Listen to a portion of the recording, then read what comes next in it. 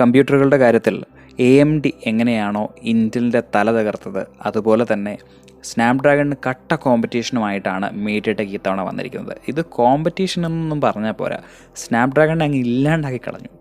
MediaTek Dimensity 9000 Android SoC മാർക്കറ്റിൻ്റെ landscape redefine ചെയ്യാൻ പോകുന്ന ഒരു ചിപ്സെറ്റാണ് ഡൈമെൻസിറ്റി 9000. തള്ളിമറിക്കുന്നല്ല, ഉള്ള കാര്യമാണ്. ഈ ചിപ്സെറ്റിൻ്റെ സ്പെസിഫിക്കേഷൻ ഏറ്റവും അധികം വെയിറ്റ് കൊടുക്കാൻ പോകുന്നത് അടുത്തതായി ഇറങ്ങാൻ പോകുന്ന സ്നാപ്ഡ്രാഗൺ ചിപ്സെറ്റിനാണ്. കാരണം ഇപ്പോഴുള്ള സ്നാപ്ഡ്രാഗണിൻ്റെ ടോപ്പ് ടിയർ ഫ്ലാഗ്ഷിപ്പ് ചിപ്സെറ്റിന് ഉള്ള എല്ലാ ഫീച്ചേഴ്സും തന്നെ ഈ ചിപ്പിനുമുണ്ട്. അതിൻ്റെ മേലെ ഒത്തിരി ദൂരം ഈ ചിപ്സെറ്റ് പോയിട്ടുമുണ്ട്. അതുകൊണ്ട് സ്നാപ്ഡ്രാഗണിൻ്റെ അടുത്ത ചിപ്സെറ്റ് അതിന് ശരിക്കും ഒരു കോമ്പറ്റീഷനുണ്ട് ഓൾറെഡി ഈ മാർക്കറ്റിൽ. ഇത്രയും ഹൈപ്പിൽ പറയാനുള്ള കാരണം ലോകത്ത് തന്നെ ഫസ്റ്റ് എന്ന് പറയാവുന്ന ഒത്തിരിയേറെ ഫീച്ചേഴ്സ് ഈ ചിപ്സെറ്റിനുണ്ട്. നമുക്ക് ഓരോന്നായിട്ട് ചർച്ച ചെയ്യാം. ഫസ്റ്റ് ഓഫ് ഓൾ, ലോകത്ത് തന്നെ TSMCയുടെ 4 നാനോമീറ്റർ മാനുഫാക്ചറിങ് പ്രോസസ്സിൽ നിർമ്മിച്ചിട്ടുള്ള ഫസ്റ്റ് ചിപ്സെറ്റാണ് മീഡിയടെക് ഡൈമെൻസിറ്റി 9000. ഇത് എങ്ങനെ പ്രയോജനം ചെയ്യുമെന്ന് ചോദിച്ചു കഴിഞ്ഞാൽ ഓവറോൾ ചിപ്പിൻ്റെ ഫുട് പ്രിൻ്റ് കൺട്രോളിൽ വരും, കൂടുതൽ ട്രാൻസിസ്റ്റേഴ്സ് പാക്ക് ചെയ്യാൻ പറ്റും, അങ്ങനെ പെർഫോമൻസ് ഇമ്പ്രൂവ് ചെയ്യാം, ഹീറ്റിംഗ് കുറയ്ക്കാം. അതുപോലെ തന്നെ പ്രൈം കോറുകളുടെ ക്ലോക്ക് സ്പീഡ് 3 GHz മുകളിലോട്ട് കൊണ്ടുപോകാൻ വരെ മാനുഫാക്ചേഴ്സിന് സാധിക്കും. മൊത്തത്തിൽ പറഞ്ഞു കഴിഞ്ഞാൽ പെർഫോമൻസ് കൂടും, ഹീറ്റിംഗ് ഒക്കെ കുറയും. അതൊക്കെയാണ് ഉദ്ദേശിക്കുന്നത്. ഇനി എനിക്ക് തോന്നുന്നു ഏറ്റവും റീഡിഫൈനിങ് മൊമെൻ്റ് എന്ന് പറയുന്നത് ആമിൻ്റെ V9 ആർക്കിടെക്ചറിലാണ് ഈ ചിപ്സെറ്റ് പണിതുയർത്തിയിരിക്കുന്നത്. ഇതെന്താ സംഭവം എന്ന് ചോദിച്ചു കഴിഞ്ഞാൽ നമ്മുടെ നീലക്കുറിഞ്ഞ് പൂക്കുന്ന പോലെയാണ് ആമിൻ്റെ ഒരു സീരിയസ് ആർക്കിടെക്ചർ അപ്ഗ്രേഡ് ആവുന്നത്. അതിന് കാരണമുണ്ട് കേട്ടോ, ഒത്തിരി വർക്ക് വരുന്നൊരു സംഭവമാണ്. ആമിൻ്റെ V8 ആർക്കിടെക്ചർ ഇറങ്ങിയത് 2011. അപ്പോൾ ഇതുവരെ ആമിൻ്റെ V8ൻ്റെ പല ഇറ്ററേഷൻസാണ് നമ്മൾ കണ്ടുകൊണ്ടിരുന്നത്. ഇപ്പം ഓൾ ടുഗെദർ മൊത്തത്തിലൊരു മാറ്റമാണ് ആം V9 വന്നിട്ടുള്ളത്. അപ്പോൾ ഇതാണ് വേൾഡ് ഫസ്റ്റ് ചിപ്സെറ്റ് വിത്ത് ആം V9 ആർക്കിടെക്ചർ. ഈ പുതിയ ആം V9 ആർക്കിടെക്ചറിനെ കോംപ്ലിമെൻ്റ് ചെയ്യുന്ന രീതിയിലാണ് എൻ്റയർ SoC ഡിസൈൻ വന്നിട്ടുള്ളത്. ഇതിലെ പ്രൈം കോർ ഡിസൈൻ ചെയ്തിരിക്കുന്നത് കോർട്ടെക്സ് X2 ആർക്കിടെക്ചറിലാണ്. നിങ്ങൾ ശ്രദ്ധിക്കുക, സ്നാപ്ഡ്രാഗൺ 888 വരെ X1 ആർക്കിടെക്ചറാണുള്ളത്. ഇനി പ്രൈം കോർ ക്ലോക്ക് ചെയ്തിരിക്കുന്നത് 3.05 GHz. അതിനെ അസിസ്റ്റ് ചെയ്യാനായിട്ട് 3 പവർഫുൾ ആയിട്ടുള്ള കോഴ്സ് ഉണ്ട്.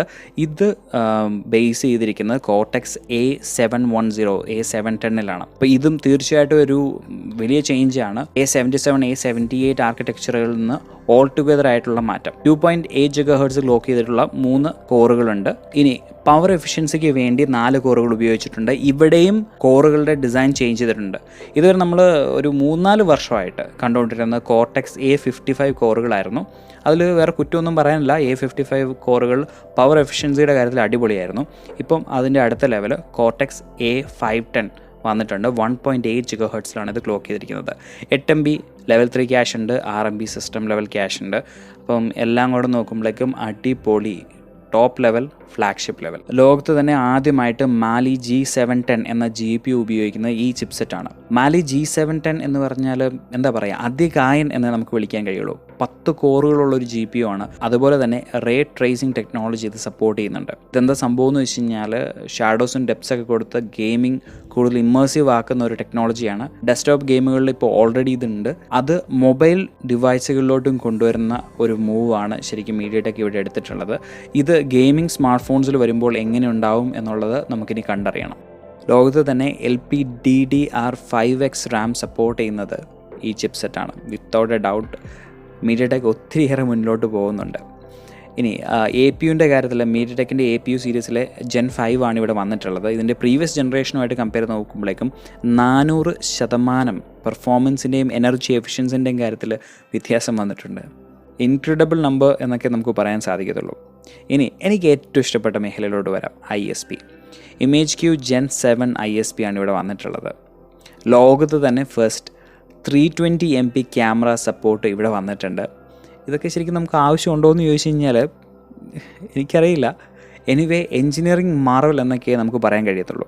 3 ക്യാമറകളിൽ നിന്നുള്ള 4K ഡേറ്റ ഇതിനെ ക്യാപ്ചർ ചെയ്യാനും അനലൈസ് ചെയ്യാനും സാധിക്കുന്നുണ്ട്. അതുപോലെ തന്നെ ഡിസ്പ്ലേയുടെ കാര്യത്തിൽ ഫുൾ HD+ ഡിസ്പ്ലേയിൽ 180 Hz വരെ സപ്പോർട്ട് ചെയ്യുന്നുണ്ട്. HDR10+ അഡാപ്റ്റീവ് സപ്പോർട്ട് ഉണ്ട്. അപ്പം മൊത്തത്തിൽ പറയുകയാണെങ്കിൽ ISP ഒക്കെ എന്ന് പറഞ്ഞാൽ നമുക്കിപ്പോൾ ഉള്ള ആവശ്യങ്ങൾക്കും അതീതമാണ്, നെക്സ്റ്റ് ലെവൽ എന്ന് പറയാം. ഇതിന് ഡിവൈസ് മാനുഫാക്ചേഴ്സ് എങ്ങനെ യൂട്ടിലൈസ് ചെയ്യും എന്നുള്ളതാണ് നമുക്ക് കണ്ടിരിക്കേണ്ടത്. ഫ്ലാഗ്ഷിപ്പ് ചിപ്സെറ്റ് ആയതുകൊണ്ട് 5G ചിപ്സെറ്റ് തന്നെയാണ്. അതുപോലെ തന്നെ ഇൻ്റഗ്രേറ്റഡ് മോഡമാണ്.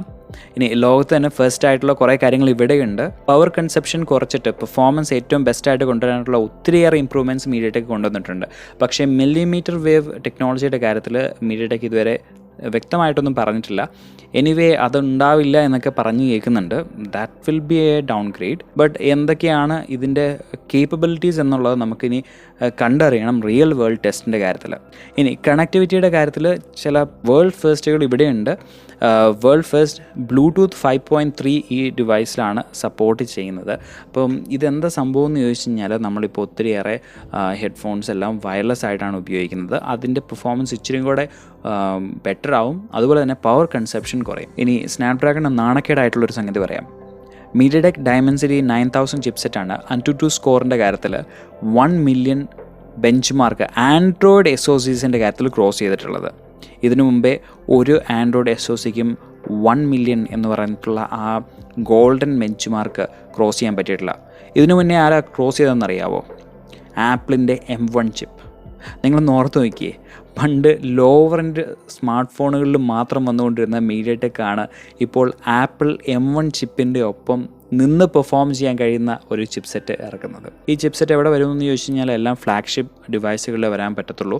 സാധാരണക്കാർക്ക് ഇത് വലിയ കാര്യമാണോ എന്ന് ചോദിച്ചു കഴിഞ്ഞാൽ അല്ലെന്ന് പറയാൻ സാധിക്കില്ല. കാരണം ഓരോ കമ്പനിയിലും ഓരോ ടെക്നോളജിക്കൽ അഡ്വാൻസ്മെൻറ്റ്സ് വരുമ്പോഴേക്കും അത് പയ്യെ ട്രിക്കിൾ ഡൗൺ ചെയ്തിട്ട് അതിൻ്റെ ബഡ്ജറ്റ് സെഗ്മെൻറ്റിലോട്ടും മിഡ് റേഞ്ച് സെഗ്മെൻറ്റിലോട്ടൊക്കെ വരാറുണ്ട്. അപ്പോൾ നമുക്കിനിയും നോക്കിയിരിക്കാം സ്നാപ്ഡ്രാഗണിൻ്റെ പെർഫോമൻസിനെയൊക്കെ കവച്ച് വയ്ക്കുന്ന അതിൻ്റെ പാതി വിലയുള്ള ചിപ്സെറ്റുകൾ മീഡിയടെക് കൊണ്ടുവരാനായിട്ട്. സ്മാർട്ട് ഫോൺ SoCകളുടെ കാര്യത്തിൽ ഡൈമെൻസിറ്റി 9000 റിലീസ് ഒരു ഹിസ്റ്ററി ഡിഫൈനിങ് മൊമെൻ്റ് ആയിരിക്കും, ഒരു മൈൽ സ്റ്റോൺ എന്നൊക്കെ വേണേൽ നമുക്ക് വിളിക്കാം.